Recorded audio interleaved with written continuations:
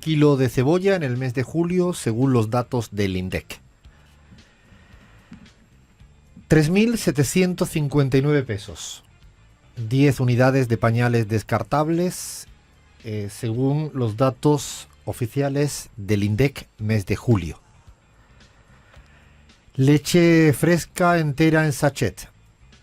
1.305 pesos según los datos del INDEC en julio en la Argentina. Hierba mate, 500 gramos, medio kilo, 2.256 pesos según los datos del INDEC, julio. Aceite de girasol, 1,5 litros, 2.958 pesos, julio, INDEC. Datos de inflación del señor Javier Milei acumulada en 8 meses de gobierno. 134,6%. O sea, la inflación en 8 meses de gestión del presidente Javier Milei, 134,6%.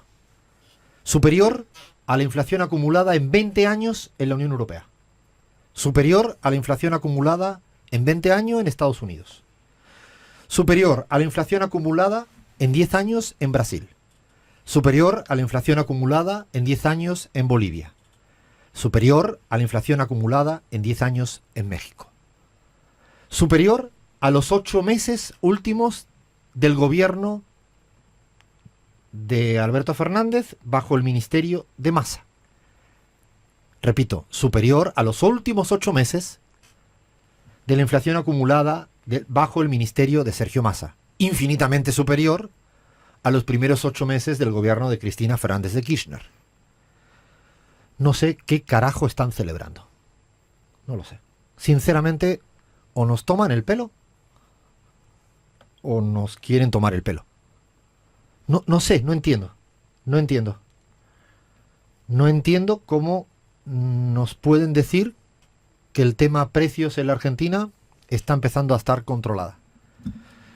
Yo lo que no haría en la vida es que si un día me siento un poco mejor después de estar enfermísimo durante últimos 30 días, es decir que mi enfermedad ha desaparecido. Me esperaría un poco más. No puedo llegar a entender cómo hay una suerte de inflación de eufemismos técnicos para intentar argüir lo que en cualquier supermercado no existe. Si el precio de la leche valía allá por noviembre, esa misma leche fresca entera en sachet de 1 litro, según los datos del INDEC, allá por noviembre, 457, y ahora está en 1.305, yo no sé qué carajo están celebrando. No logro entender desde la honestidad, desde la responsabilidad, desde la rigurosidad, no logro entender cómo hay el más mínimo atisbo de festejo de un dato que no puede estar desligado del dato anterior. Es como si yo estuviera, no sé, subiendo, haciendo escalada, y un día subo 10 metros, pero desconozco los 200 metros que subí antes. La verdad que es una falta de rigor. No hay ninguna corriente económica en la academia que pueda discutir el dato de inflación aisladamente en un mes, desligándolo de lo que ocurre antes. Es como si yo mañana le digo a Lean, a Flavia, a Bahía, que, no sé, le voy a dar un regalo de tanto ingreso, pero los meses anteriores lo han pasado tan mal que ese pequeño regalito, que ni siquiera es un regalo, porque han seguido creciendo los precios. Han seguido creciendo los precios. Claro, por eso no voy a suscribir y no voy a permitir ni a entrar en el marco, porque es un marco de disputa, es un frame de la desaceleración de la inflación. Insisto, los eufemismos no tienen ninguna capacidad de ser corroborados en la realidad que sufre cada uno y cada una de las y los argentinos. Con el equipo de trabajo de CELAC Data, con Mariana Dondo, Nos pusimos a mirar la encuesta de presupuestos de hogares de la Argentina primer trimestre. Y detectamos, y agárrense, que hay el 73,3% de pobreza en la Argentina. 3/4 partes. De todas maneras, creo que lo único que hicimos es corroborar lo que piensa la gente. Que hay un empobrecimiento mayoritario en la ciudadanía argentina. Y yo sé que es difícil asimilar que la sociedad argentina se ha transformado en materia de ingresos. Y lo digo como, aunque suene la Z, lo voy a decir como con mucha argentinidad, con mucho dolor. 73,3%. ¿Por qué? Voy a intentar explicarlo de la manera más simple. Los datos de pobreza que sacó la UCA, el Observatorio Social de la UCA, y que nosotros mismos podemos corroborar con esa cifra, son el 55%. ¿Qué quiere decir esto? Que hay 55% de los hogares que tienen menos ingresos que lo que se le denomina el umbral o línea de pobreza, que es la canasta básica total por adulto equivalente. 222.000 pesos por mes por adulto equivalente, ¿no? Si son 3 adultos en un hogar, multipliquen. Lo que está diciendo ese dato es que el 55% de los hogares en la Argentina tienen menos que esa canasta básica total. Y ahora yo pregunto, ¿el que tiene 100 pesos más de esa canasta básica total dejó de ser pobre? ¿El que tiene 300 pesos más de esa canasta básica total ya vive bien? ¿No sufre la pobreza? Lo que hicimos en el trabajo es ver cuánta gente está justito por arribita de ese umbral de pobreza. O sea, los que tienen un poquitito más y que por una cuestión estrictamente contable no se contabiliza, valga la redundancia, como estrictamente pobres. No podemos, de ninguna manera, perder de vista para qué sirven los medidores de pobreza. Es para contabilizar el fenómeno de la pobreza. No es un experimento estadístico para ver qué número me sale. Para eso no es una ciencia social. La economía es una ciencia social y el análisis de esto. Y en esto, si me permiten, voy a decir lo que nunca digo. Yo hice mi tesis doctoral y mi postdoctorado sobre desigualdad y pobreza. O sea, me tiré mucho tiempo estudiando esto. Mucho tiempo estudiando esto. Y claro, uno tiene que ver quiénes son pobres, pero quién está un poquito por arriba.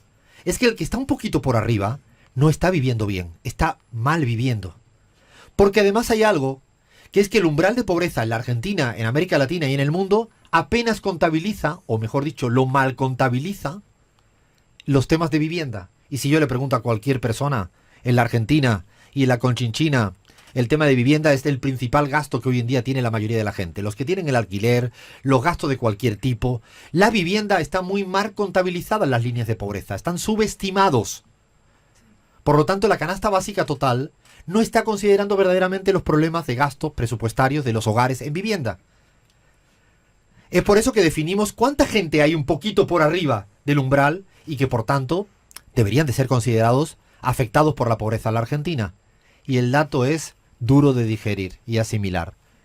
73,3%. 55 por debajo y un poquito por arriba, 18 puntos.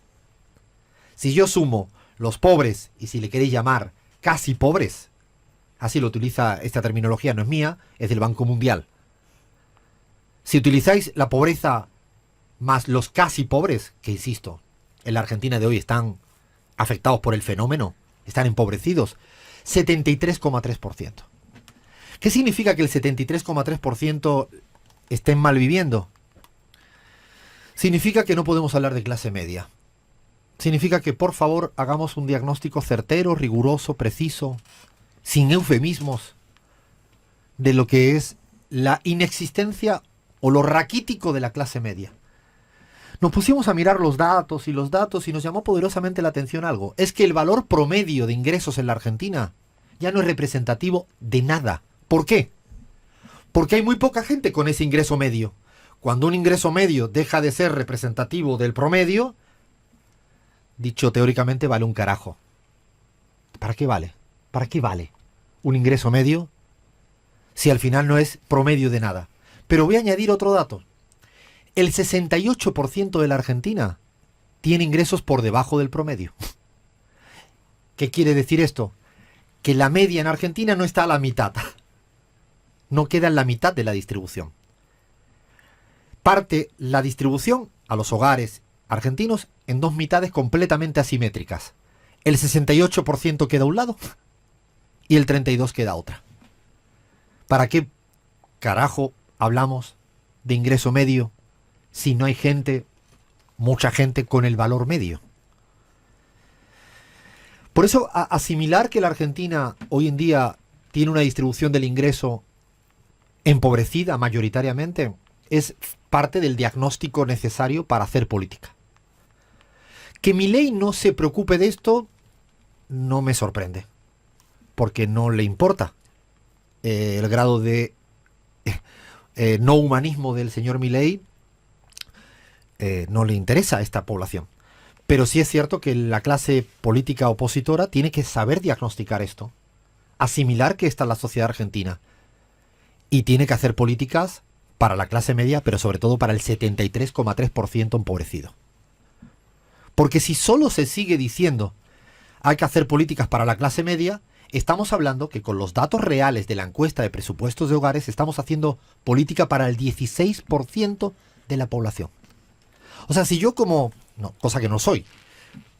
Pero si un político, una política, dice nuestro propósito es mejorar las condiciones de la clase media, claro que sí. Pero solo estaría hablándole al 16%.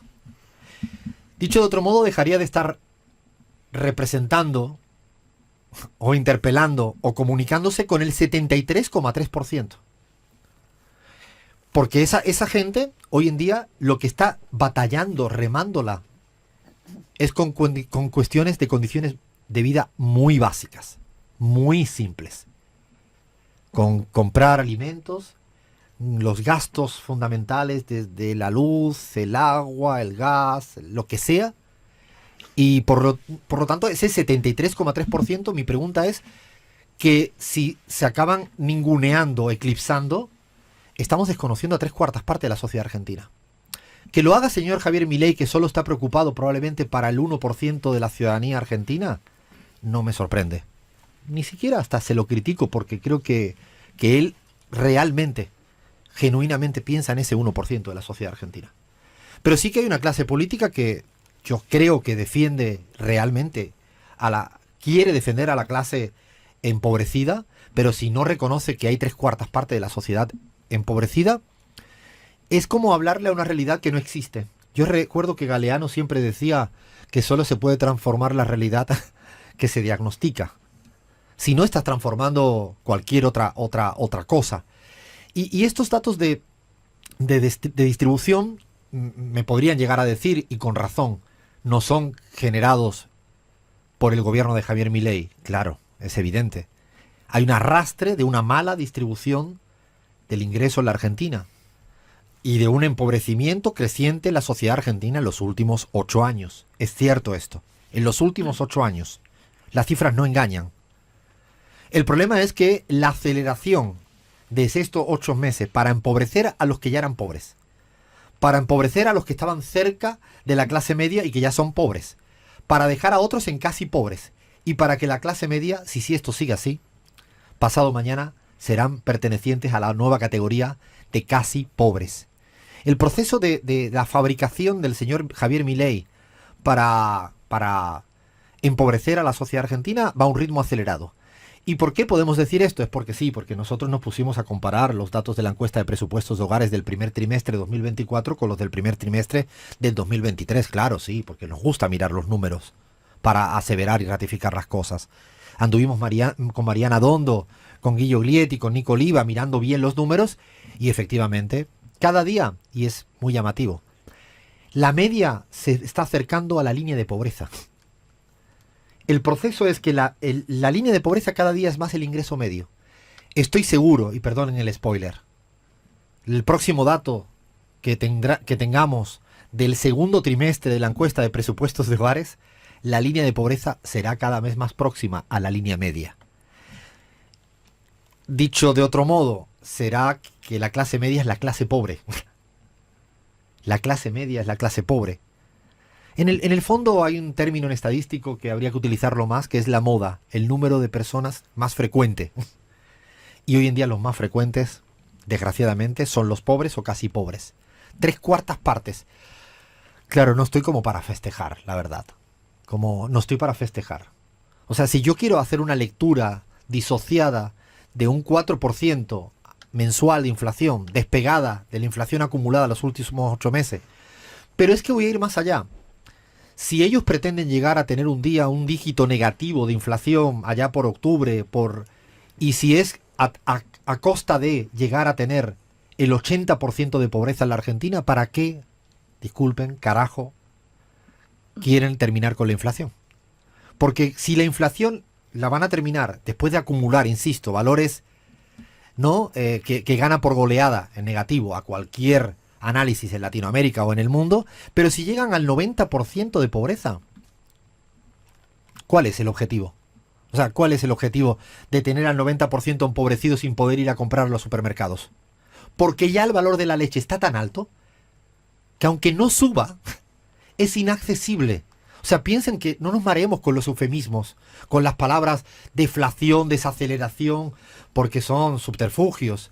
Si la leche se estanca en 1.500 pesos por un litro de leche y el 80% de la sociedad argentina tiene dificultades para comprarla, ¿para qué quiero tener estabilidad en el precio? Porque el problema, evidentemente, cuando hablo de pobreza, es porque los ingresos no han acompañado de ninguna manera en estos últimos 8 meses. Y no han acompañado no solo a la gente que está fuera de lo que se le llama el círculo de la formalidad. Hoy en día, si uno mira los datos, estos datos son realmente muy impactantes porque los trabajadores están empobrecidos. Trabajadores formales también están empobrecidos. Es que están empobrecidos todas y todos. Todas y todos. Obviando efectivamente un mínimo porcentaje del que se habla habitualmente muy poco. Por ejemplo, la banca. Banca, sí. Los bancos son como el sector invisible. Antes hablaban de la mano invisible, ahora es el sector invisible. Yo recomiendo el texto de Guillermo Olieti y de Sergio Martín Páez, que tienen un diagnóstico de los balances de los bancos en la Argentina. Miren los balances, miren cuánta plata ganan los bancos. Que sigan ganando plata me parece bien. Lo que no me parece bien que sea a costa del 73,3% de empobrecimiento de la sociedad argentina. Este es el modelo económico de este gobierno. Este es el modelo, es un modelo de mal vivir. Y puse la palabra mal vivir, Gaby, porque recuerdo que en la Constitución boliviana se utilizaba el concepto antagonista, el buen vivir o el vivir bien, el sumas causai o el sumas camaña. Vivir bien, buen vivir. En la Argentina, el señor Milei podría ponerse una remera que pusiera el mal vivir, porque la gente está, insisto, mal viviendo. Todo esto acompañada de no mejores cifras macroeconómicas. No es que haya malestar micro con bienestar macro. Hay mal vivir microeconómico con malestar macroeconómico. No resolvió el diferencial cambiario. Hoy en día hay una brecha cambiaria entre el tipo de cambio blue y el formal. No resolvió el tema de las reservas netas en el Banco Central. Tienen grandes problemas de reservas. No resolvió el riesgo país del que se jactaba y presumía que iba a llevarlo a no sé qué valor. Sigue creciendo. No resolvió ningún cuadro macroeconómico. Y lo único que dice haber resuelto es el déficit fiscal, pero es que señor Milei, Caputo y compañía, yo nunca dejé de contabilizar en mis presupuestos de mi casa lo que yo debo. ¿O ustedes cuando deben algo no lo contabilizan en sus cuentitas? O sea, si yo debo plata, niego esto en mi contabilidad de mi presupuesto de hogar. Si yo le debo plata porque he comprado kilos de papas que no puedo pagar y yo debo aquí 10.000 pesitos, ¿yo no lo cuento a final de mes en mi contabilidad de mi presupuesto de hogar? Claro, así yo me sale también equilibrio fiscal, todo lo que quiero y más. Lo mismo está haciendo con la cuestión del equilibrio comercial. Si yo no contabilizo las importaciones por pagar, pues efectivamente, si yo debo plata en una importación y no la contabilizo porque hago una pirueta en contabilidad, en ingeniería contable, efectivamente me salen. Por lo tanto, las dos únicas cifras que él presume son tramposas, mentirosas, poco rigurosas, si la queréis llamar así. En cambio, en el resto de variables, en ninguna. Macroeconómica, microeconómica, no le da nada. El problema es que va en dirección al colapso. Al colapso. Seguramente el manual de distracciones y no estoy hablando de lo que ha ocurrido en el caso de Alberto Fernández, que lo tratamos con mucha seriedad la semana pasada, porque no nos parece que sea del manual de distracciones, porque eso nos afecta profundamente a nosotros y a nosotras, a mí personalmente. No soy de los que me quedo mirando para otro lado, ni siquiera porque sea mal utilizado, tergiversado, malinterpretado por los mileis. Cuando uno tiene criterio propio no puede inclusive dejar de hablar de lo que le preocupa a uno, aunque ellos hablen de eso. Yo no voy a hablar de cuando van a hacer la gira y el rockstar y hacen estas... No me importa. Lo que digo es que ahí es donde está la disputa, porque el tema económico, lo que está claro es que con 8 meses de gobierno, no. El relato, la disputa cultural, es decir, que van teniendo cifras del 4% de inflación de manera como la están diciendo, y el problema es que cuando la gente no tiene para comer, hay dos opciones. O se normaliza y se naturaliza, y esa es la disputa cultural en la que estamos en este momento, es para que la gente crea que... Para que la gente crea que es responsable y culpable de lo que nos está pasando. Hay algo muy interesante detrás de esto, que es la culpa. La genealogía de la moral. ¿No? Schulz, la culpa. Es como, yo vivo mal porque yo me merezco esto. Yo la verdad que conozco a tanta gente que labura todo el día y no se merece esto. La verdad que no sé dónde carajo ese sentido común nos lo acabamos comiendo el verso. No lo termino de entender. Alfredo, algunos datos, más de 1 millón de niñas y niños dejaron de comer alguna comida en este último tiempo por falta de dinero. En 7 de cada 10 hogares, la persona que está a cargo de eso está ocupada de manera informal, un 60%. 10 millones de chicas y chicos comen menos carnes y lácteos en comparación con el año pasado. Esto en relación con lo que vos hablabas del precio de la leche, bueno, se ve visibilizado en estas cifras. 58% menos de consumo de verduras y frutas, y solo aumentó la ingesta de fideos y harinas, un 24%. Estos son datos de UNICEF, Alfredo. Si esto no es el mal vivir, ¿qué es? Gaby, cuando escuchas todo esto, ¿qué dices? Alfredo, es que ese dato de 73,3% se traduce en la vida cotidiana de la gente. ¿Qué pretenden hacerle creer a la gente en Argentina? Lo que tú decías, deshumanizando al otro, culpabilizando a todos de esta situación, es que todos piensen y todas piensen que solo están pobres los que hacen mal las cosas, los que no trabajan suficiente, los que gastan su dinero mal, ahorran insuficientemente, etc. Y yo ahí quiero decirle a la gente que está en Argentina que piense en 10 personas que conoce, 10 personas, visibilícenlas. Y de esas 10, 7 están o pobres o casi pobres. Ahora, preguntémonos, ¿esos 7 que están pobres o casi pobres son flojos? ¿Viven del curro ajeno, como se dice muchas veces? ¿Se gastan en demasía la plata? ¿Se farrean su plata, como diríamos en Bolivia? Yo creo que no. O sea, lo que no podemos hacer es creer ese verso, deshumanizar a esos 7 y creer que tienen la que se merece. Porque son 7 personas que cada uno de los argentinos y argentinas conoce, es su vecino, es su madre, es su hermano, es su tío, es su primo, es su amigo, es su amiga. Es decir, son personas de carne y hueso, seres humanos que la están pasando mal. Y además hay que tener en cuenta un añadido, y esto cualquiera que haya estudiado economía, con un mínimo de rigor y seriedad, siempre hay un retardo en los datos económicos respecto a la realidad económica. Dicho de otro modo, la tasa de desempleo, que ya ha empezado a dar señales de preocupación por el nivel de despido, evidentemente por toda la caída de la actividad económica en todos los planos, desde lo industrial, a sectores productivos, las pymes, ¿no? El comercio, mires por donde mire, es para aburrir la cantidad de cifras que no caracterizan este momento. Hay que, insisto, enfatizar que los datos tienen un retardo. Y además, particularmente el tema del desempleo va llegando siempre de esta manera un poco más secuencial. Va llegando un poco después. Podríamos decir que no hay nada para lo cual está esperanzado con este modelo económico. ¿Cuál es la alternativa? Sí, yo creo que sí hay alternativas. Y es discutir todo el tiempo de cuál debería ser el salario mínimo de la Argentina hoy. Esto es lo que yo creo que esta es la discusión de hoy. Hoy.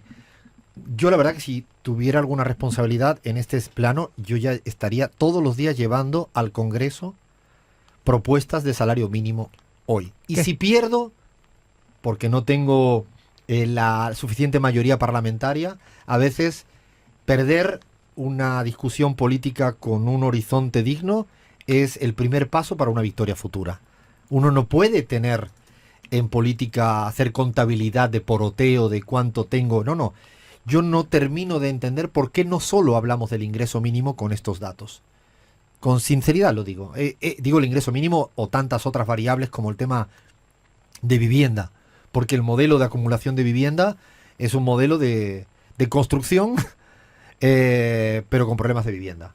El problema, o sea, hay tantos problemas económicos que creo que tocaría trasladarlo en un plano positivo. Sí, que el salario mínimo, hay que decir también que está entre los 3 más bajos de la región, cuando hace muy poco tiempo era el más alto de la región. Y déjame agregar un último datito, Alfredo, con respecto a la inflación acumulada. Si solo tomamos 2024, en solo un mes, la Argentina de Milei tuvo la inflación que tuvo Colombia acumulada en todo 2024, y Colombia es el tercer país con más inflación en la región. Argentina primerísimo con 86,94% de inflación acumulada en 2024. Lidera el ranking de la región. Lo siento, pero no vamos a celebrar nada en la Argentina. Seguimos en la pizarra.